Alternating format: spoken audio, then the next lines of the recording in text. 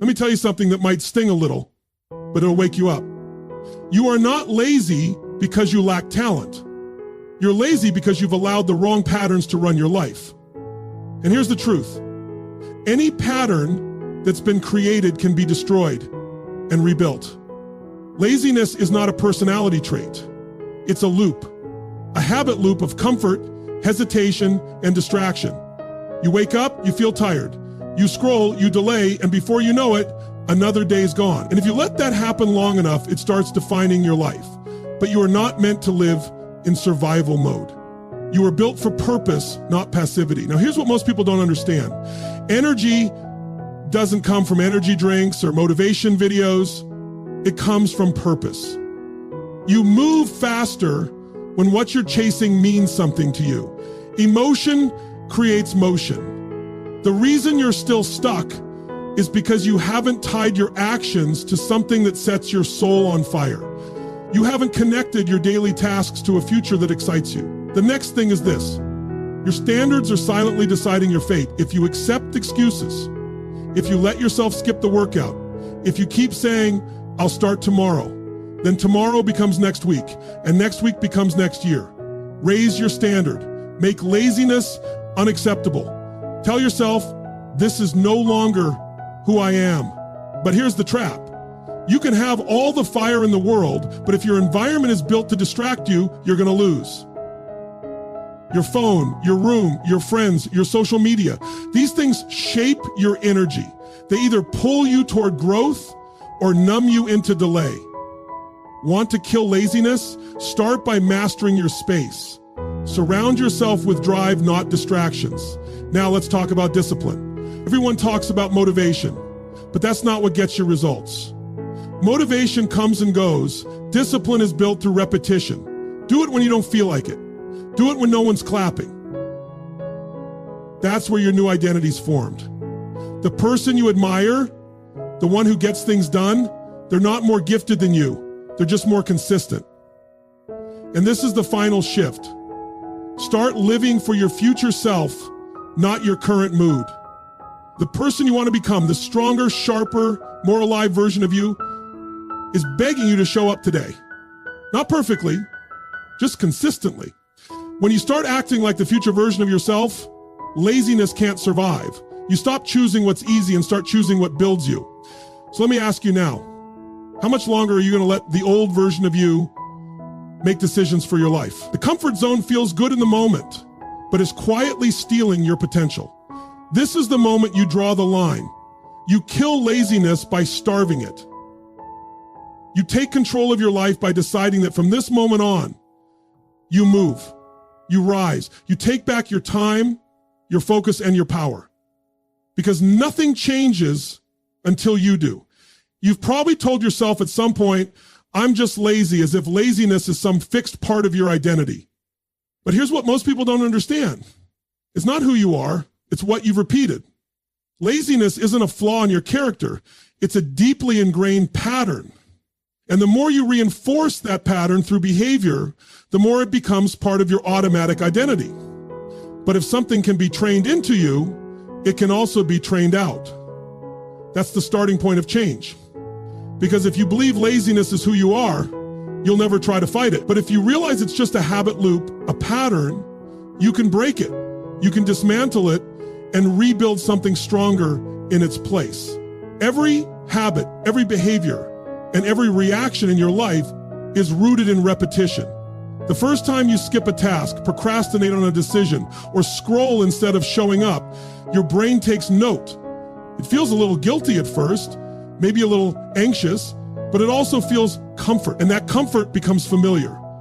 Familiarity becomes preference. And over time, preference becomes identity.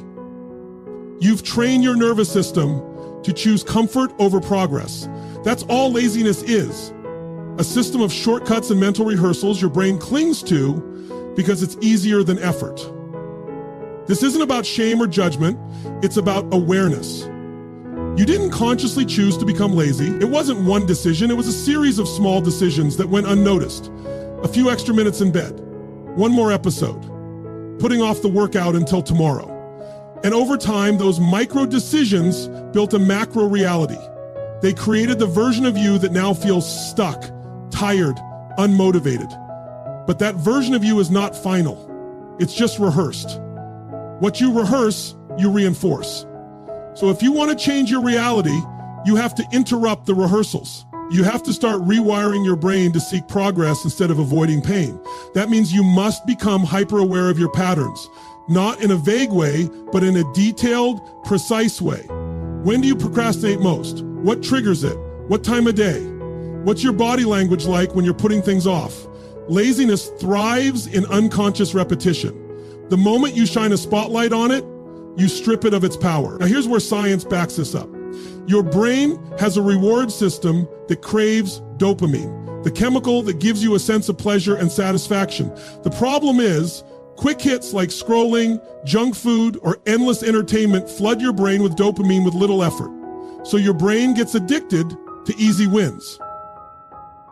That's the biochemical side of laziness. You've trained your brain to seek maximum pleasure with minimum investment. And unless you consciously shift what your brain finds rewarding, you'll keep choosing laziness, not because you want to, but because your system is rigged for it. So what's the antidote? You have to teach your brain to enjoy the grind. You have to make effort feel good again. And the only way to do that is to start winning at small, controlled levels. Make your bed, take a cold shower, finish that one task you've been putting off. Not because these things will change your life by themselves, but because they send a new message to your nervous system. I'm in control now. Each tiny action becomes a vote for a different identity. And when you stack enough of those votes, you create momentum. And when you build momentum, you build belief. Belief is everything. Because if you believe laziness is who you are, you won't try. But when you begin to see it as something you do, and more importantly, something you can undo, you unlock your power. The key is consistency. You don't kill laziness by doing one hard thing once. You kill it by doing one intentional thing every day until laziness becomes unnatural, until action feels automatic, until you no longer identify as the person who tries to change, but as the person who has changed. This isn't magic. This is mastery. It's psychology. It's neuroscience.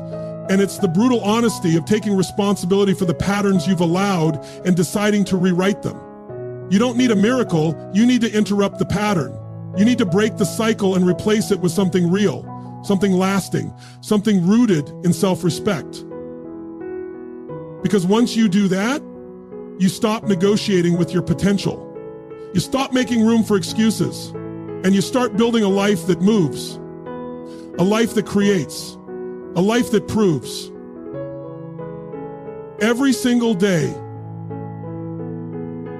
that laziness was never who you were.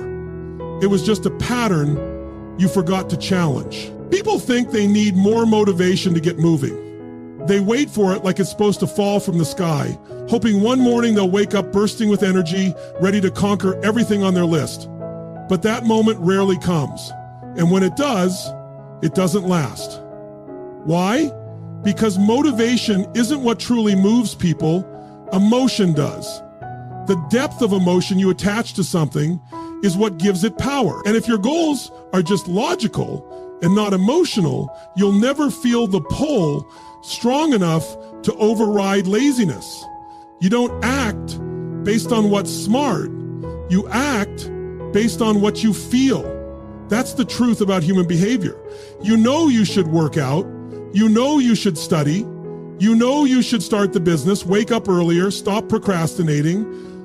But knowledge alone doesn't spark action. If it did, everyone with a book or a YouTube video would be unstoppable.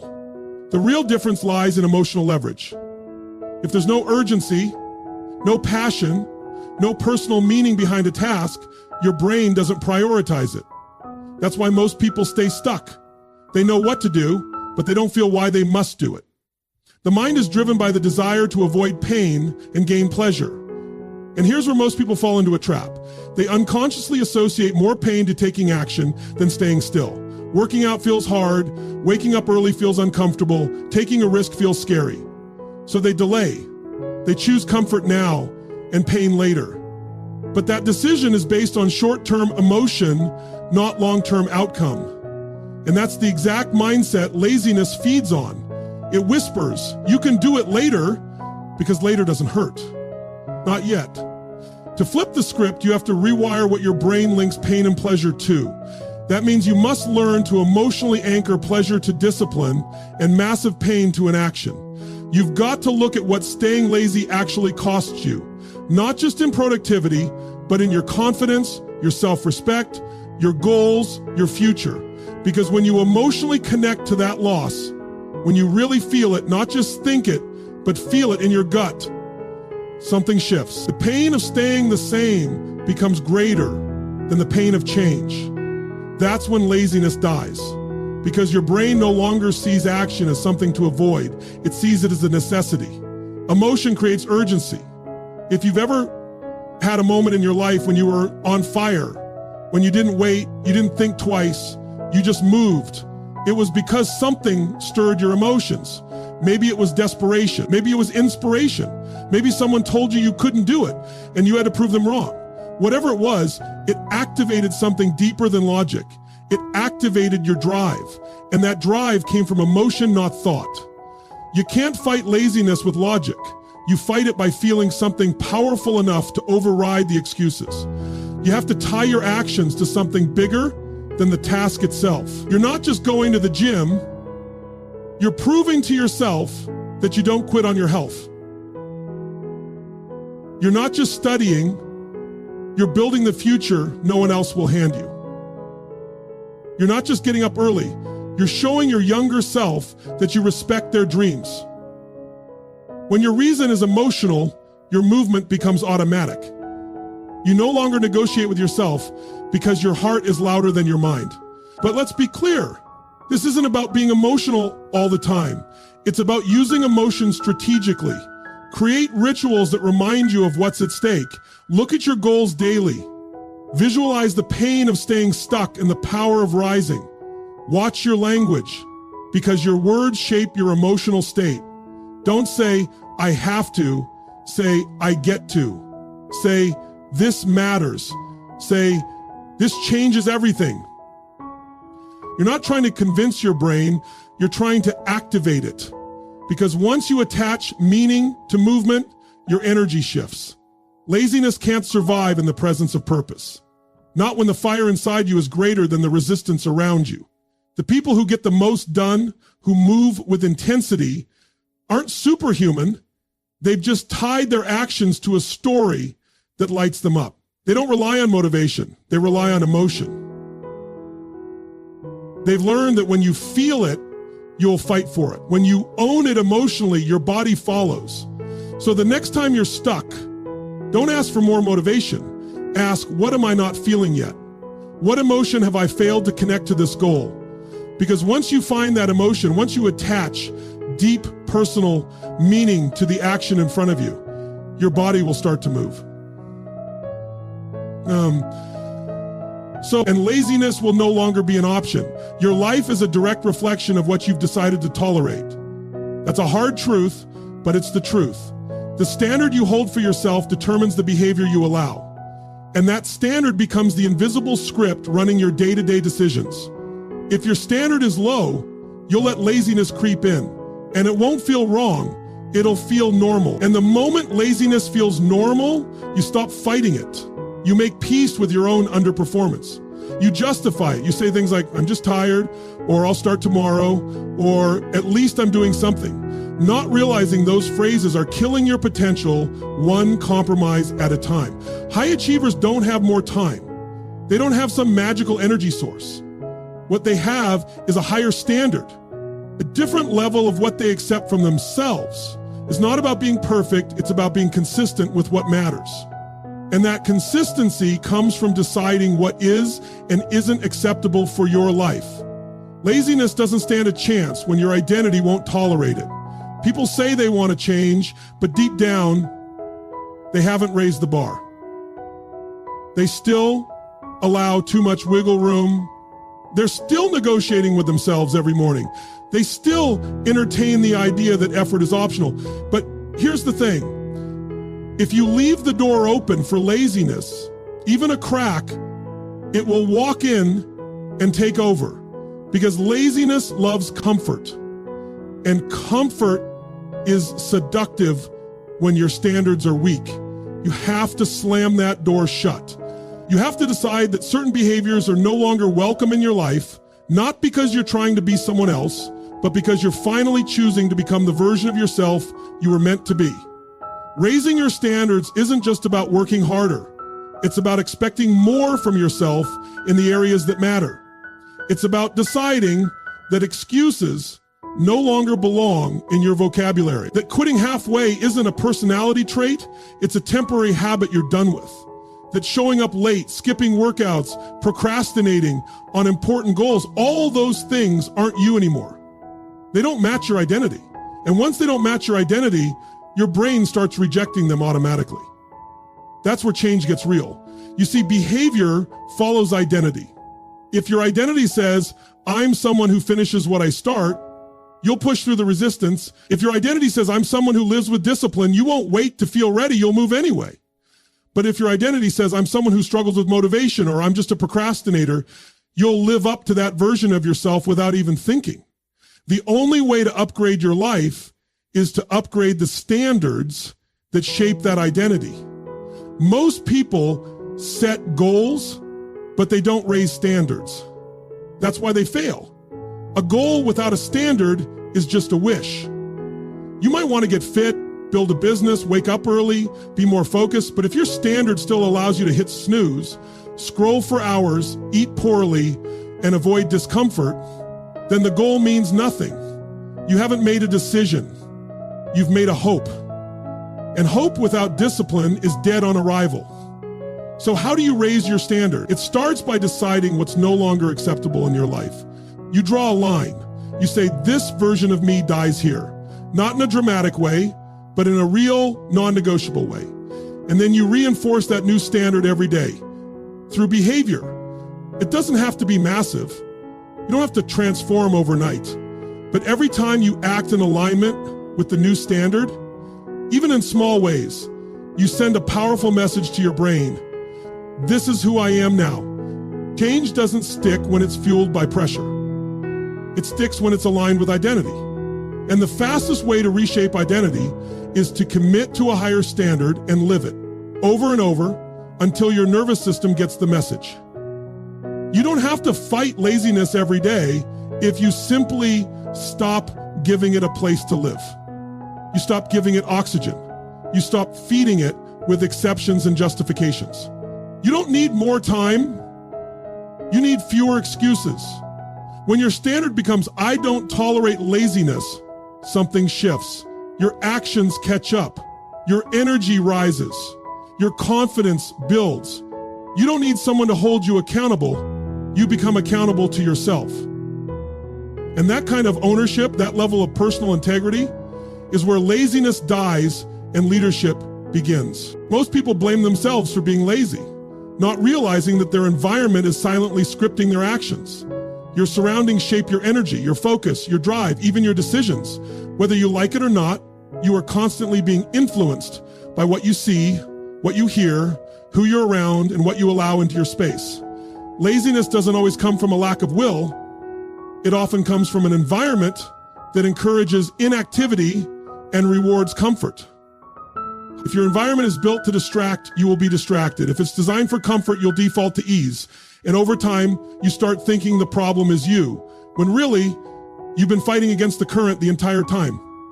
There's a reason highly productive people fiercely protect their space. It's not about being obsessive. It's about understanding the science.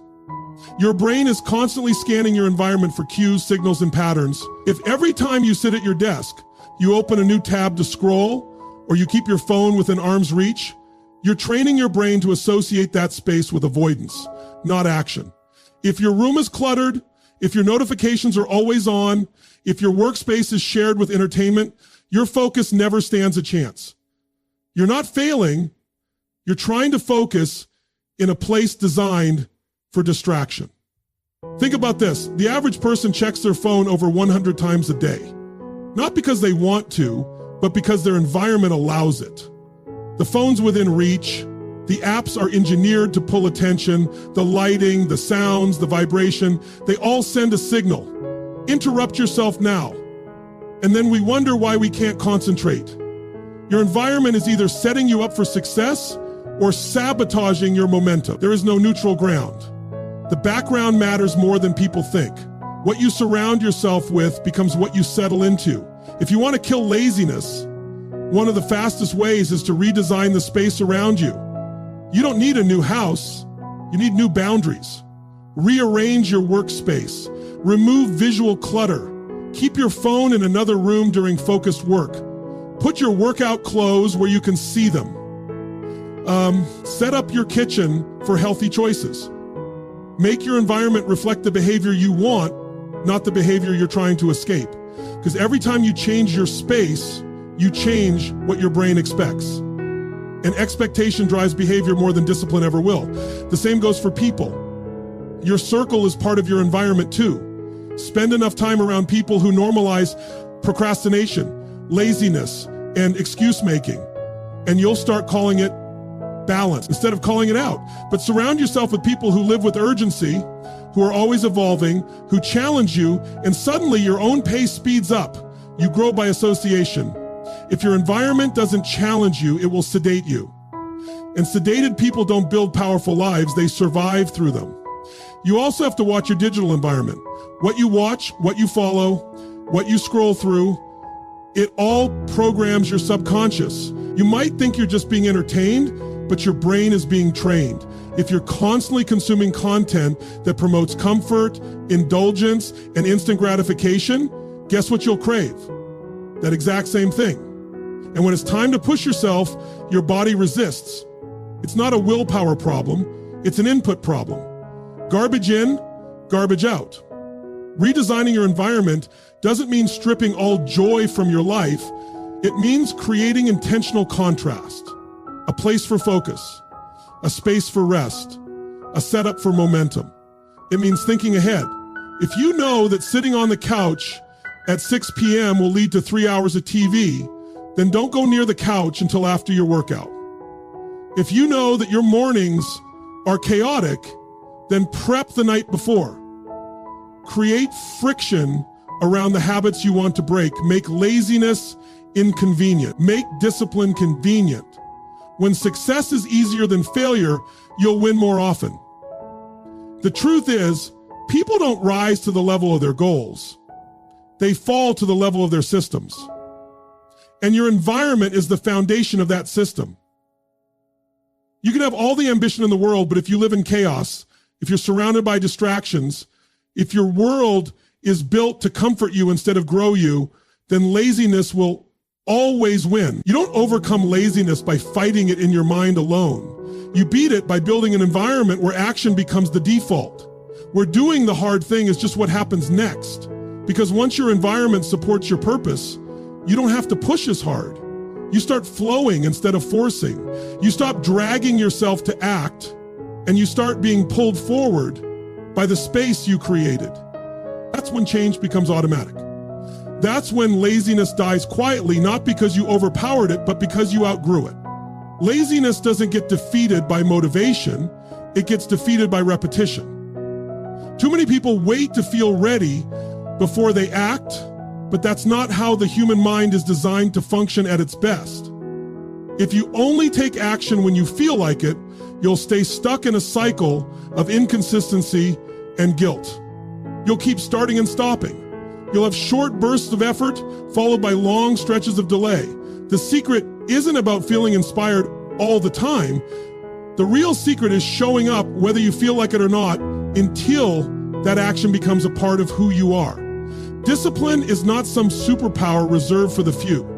It's not born, it's built. And it's built in the trenches through doing the things you don't want to do when the excitement is gone. Repetition is what turns effort into identity. The more you do something, the less resistance you face. Your brain begins to adapt. The activity that once felt uncomfortable becomes natural. And this is where people misunderstand discipline. It's not about forcing yourself endlessly. It's about getting to a place where what once felt hard becomes automatic. But you don't reach that place without a season of repetition, even when it's inconvenient, even when no one is watching. In the beginning, discipline feels unnatural because your mind and body are addicted to ease. You've been living in a world where convenience is king. Instant gratification is everywhere. Everything is built to make things quicker, easier, and more pleasurable. So when you choose discomfort, when you choose to get up early, to train your body, to push past distractions, it feels like resistance. But what you're really doing is rewiring your brain. You're giving yourself a new standard to live by. You're teaching your nervous system that consistency matters more than comfort. And here's the truth. Discipline gets easier, but only if you earn it through repetition. Most people never stick with it long enough to see that breakthrough. They quit at the first sign of resistance. They tell themselves the lie that they're not motivated enough or that they just aren't wired that way, but that's not true. What's really happening is that they haven't been consistent long enough to feel the momentum. Because repetition doesn't just change behavior, it changes belief. It reshapes the way you see yourself. Each time you show up, you're casting a vote for the kind of person you want to become. And when you've cast enough votes, you no longer have to force yourself. You just act in alignment with the identity you've already built. Laziness doesn't die because you had one powerful day. It dies because you had 100 average ones that you didn't skip. It dies in the quiet moments, the unseen hours, the days when nobody's clapping, but you still get the job done.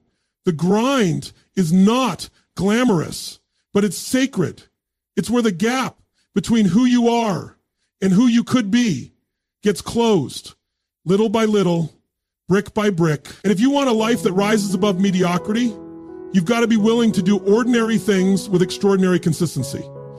The best performers in the world don't rely on motivation, they rely on habits.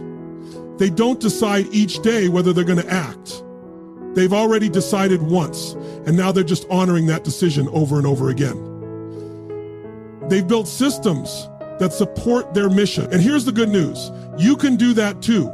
Start with one habit, one routine, one ritual you follow no matter what. Make it so small that it's impossible to fail.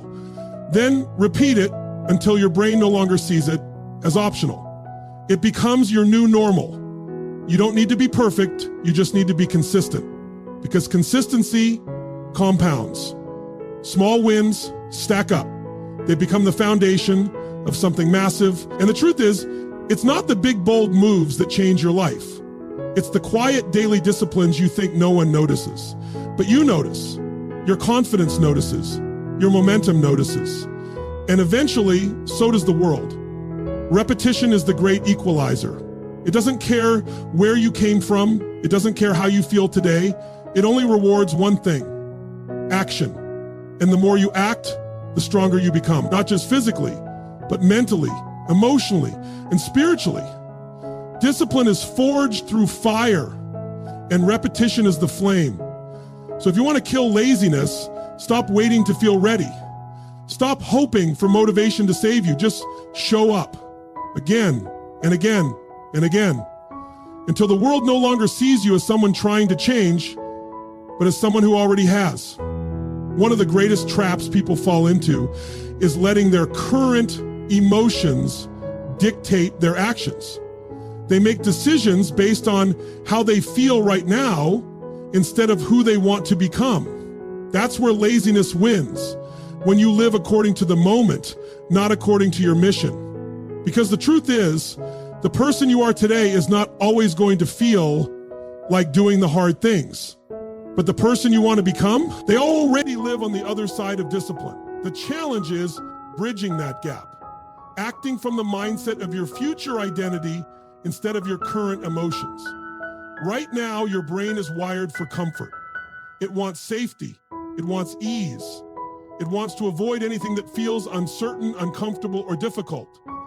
So when it's time to wake up early, push through the workout, finish the project, or take that risk, it starts negotiating. It whispers, "Not now, let's wait. Let's rest. Let's do it tomorrow." And if you obey those signals, you strengthen the identity of someone who backs down. The more you listen to your feelings, the more you feed the version of you that stays the same. But the moment you start making decisions based on who you want to become, not how you feel, you create an identity shift. That's the difference between staying stuck and becoming unstoppable. You don't overcome laziness by fighting it every time it shows up. You overcome it by becoming the kind of person who no longer entertains it. The kind of person who moves forward not because they feel motivated, but because they've made a decision to live a different story. When your identity is rooted in purpose, your actions stop depending on convenience. And that's when laziness loses its grip. You start to move not out of pressure, but out of alignment. Your behavior begins to match your vision.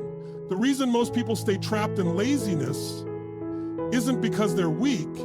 It's because they're still identifying with the version of themselves that's scared to grow. They're stuck in their past. They carry old beliefs like I always quit, or I can't focus, or I've never been disciplined. And those beliefs become identity. But the truth is, you're not bound to who you were. You're building who you're becoming. Every decision you make is either a vote for the old you or the new you. The question is, who are you casting your votes for? You have to become emotionally connected to your future. You have to see yourself clearly, not just where you are, but where you're going. Visualize it, feel it, speak it. Let it become so real that it pulls you forward. Because when your future is stronger than your current temptation, you win. And here's the thing, your mind is always looking for leadership. If you don't lead it, it will follow whatever emotion shows up first. But if you lead it with vision, intention, and commitment, your body will follow. Most people are living in reaction mode. They wake up and respond to the day. They check their phone and get pulled in 100 directions. They wait to feel right before they do what matters. But if you want to take control of your life, you have to reverse that. You don't respond to life, you direct it. You set the tone. You decide what gets your energy. And that decision starts by asking yourself one simple question. What would the highest version of me do right now? That question is powerful because it bypasses your excuses and taps directly into your identity. It doesn't care how tired you are. It doesn't care what your past looked like. It doesn't care what's convenient. It cares about alignment. That version of you, the one who's confident, focused, relentless, that version already exists. You just have to show up as them long enough for the world to catch up. And that means taking action that reflects your future, not your fatigue. Laziness fades when you stop living by feeling and start living by identity. It's not about never resting. Rest is sacred. But there's a difference between rest and retreat. One refuels you. The other robs you. You know which one you're doing. If you want to take control of your life, you have to stop letting your emotions lead and start letting your purpose lead. The world won't hand you your best self. You have to build it. Choice by choice, day by day, action by action. Because when your daily decisions start honoring your future, something shifts. You stop fighting for your limitations and start fighting for your legacy. You stop reacting like the old you and start acting like the new one. And that's when laziness is no longer a battle. It's just a memory of who you used to be